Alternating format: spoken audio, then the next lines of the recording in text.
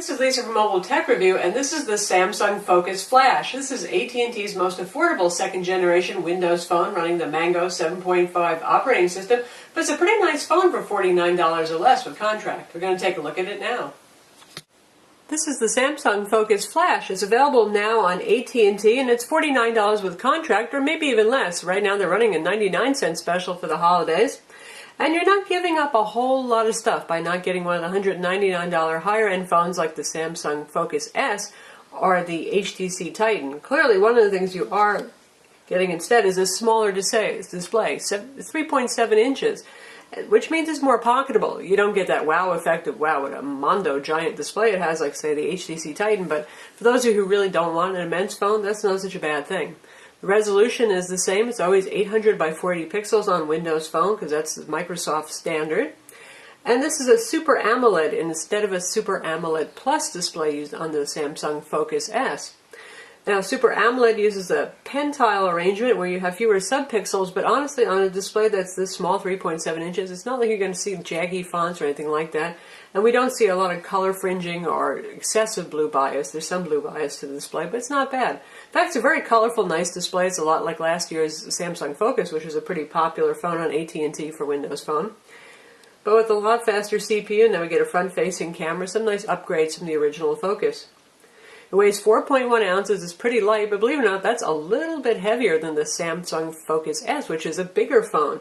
But that's not such a bad thing because it doesn't feel flimsy or look plasticky the way the Focus S and even the Galaxy S2 line can look with their wafer-thin battery covers. And, well, this just has a kind of nice looking fit and finish. We've got the standard Windows buttons here for back, search, and home, and this one's actually a clicky button. Moves in and out, in other words, tactile feedback there. Your front-facing camera is here. Your earpiece obviously is there. There are light sensors hidden back here. It's got an ambient light sensor on it, and a proximity sensor as well. On the bottom here we have the micro USB port. You're going to plug that in to sync with the Zoom desktop software for syncing your music and your videos, or you use Windows Phone Connector 7 if you've got a Mac. There's a microphone hole down here. Likewise, there's a microphone hole up here, and there's your 3.5mm stereo jack. Standard for Windows phones is a dedicated camera button, as right there, and this is your power button.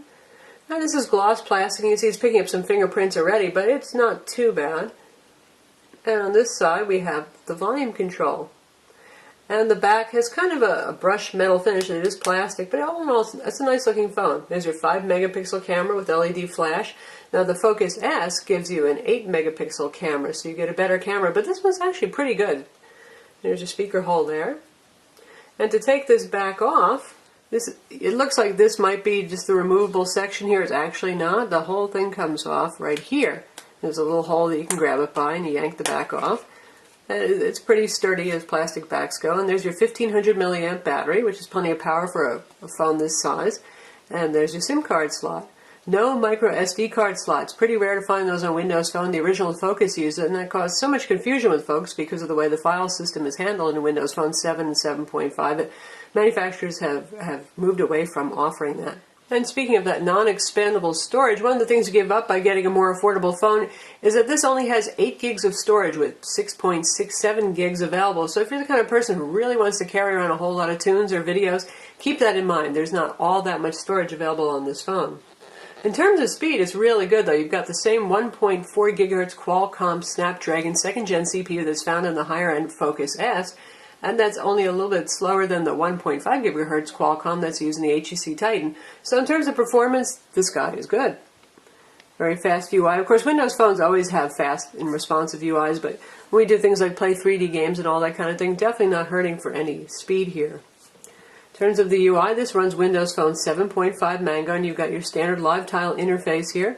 There's our quick access to our phone. This is our social networking. Social networking supports a lot.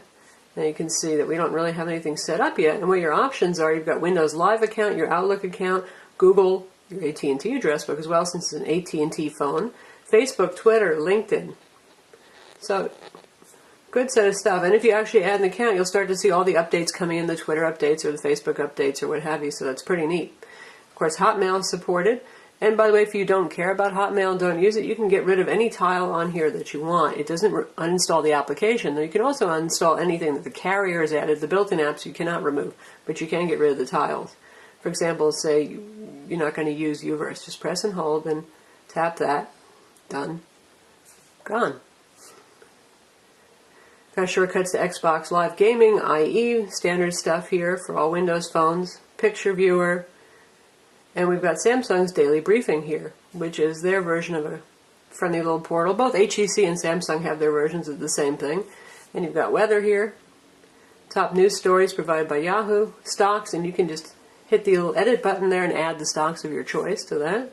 Currency converters also available, top tweets, what's trending, that kind of stuff. So that's kind of a handy way to keep in touch with what's going on. You can also install third-party apps like the Weather Channel and stuff like that too for your weather sources, and you can install various news apps. AT&T adds a couple of apps on here. We've got AT&T Navigator, and that's pretty handy, but you've also got Bing Maps with built-in navigation and really excellent POI stuff. Like that a lot. And we've got Yellow Pages Mobile. I can't resist installing that. And you can remove that if you never use it. That's one nice thing about Windows Phone. And Samsung has their Photo Studio here. It's a basic photo editor. It's nice to have. We've downloaded a couple of other cool things we'll take a look at later, like Netflix. We've got MS Office. That's standard. It's the mobile version of Office. Does not do everything that the desktop version does, but it's capable enough. Works with Word, Excel, and PowerPoint. And lets you view, create, and edit documents. Standard for Zune, we've got FM radio built in, access to podcasts, videos, music that you put on the phone using either Zune or Windows Phone connector, and access to the marketplace. And you can stream anything you want to get samples, and if you actually subscribe for a Zune Pass, you can get an all-you-can-eat music subscription service. We'll just check out a song and stream it over AT&T's 4G network. This is 4G 14.4 HSPA+. This is not LTE because Windows Phone doesn't yet support that. Still, speeds are pretty good. Downloads range from 2.5 to 4 megaseconds. You can hear the speaker. It's about 22 out of 30 for volume. Pretty loud. Not super full, but not bad.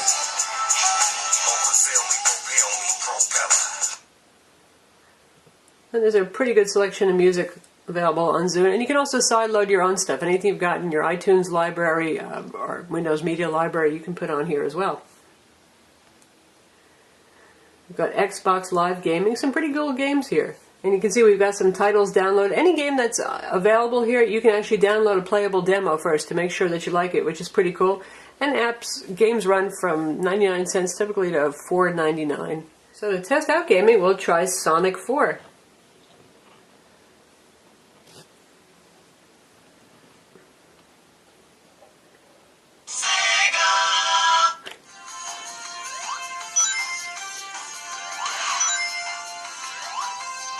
.2D platformer game. Handles 3D games just fine as well. Controls on this one could be a little bit better.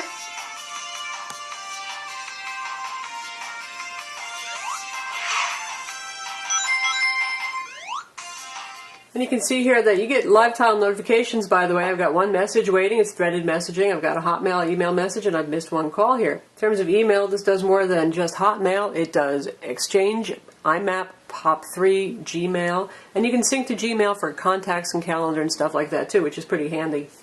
But back to the phone, we've got IE9 Mobile for the web browser here, loading up with one of Yahoo's fairly rich-looking pages.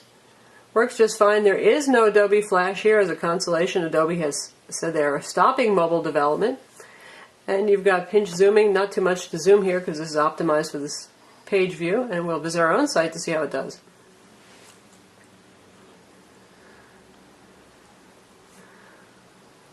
Loads just fine. Nice colors. A little bit of a blue bias there on the screen.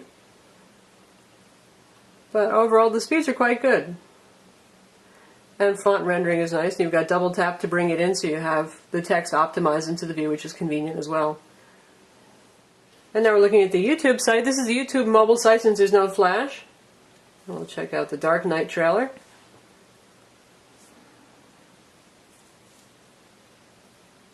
And this is over AT&T's HSPA Plus network.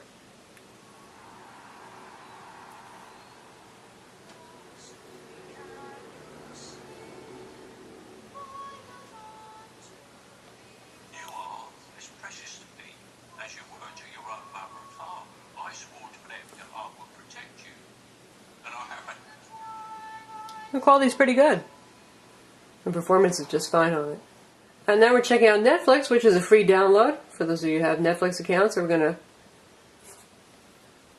stream some Star Trek movie over 4G.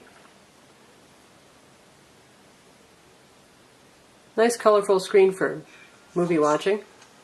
And after some buffering up, it should look pretty sharp.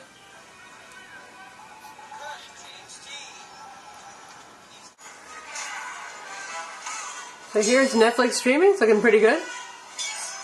Good frame rates and sharp.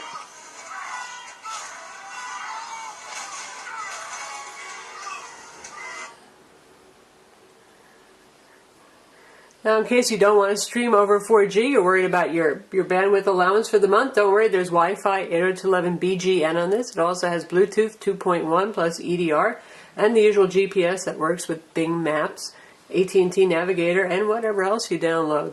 As a phone, the Samsung Focus Flash has good reception, certainly as good as the Focus S and the Titan, in fact maybe even a little bit better than the Titan. And voice quality is good. Not as good as the Focus S, which is really great for voice quality in some of the top phones on AT&T, but it's not bad either. It's fine. Just not as super sharp and clear.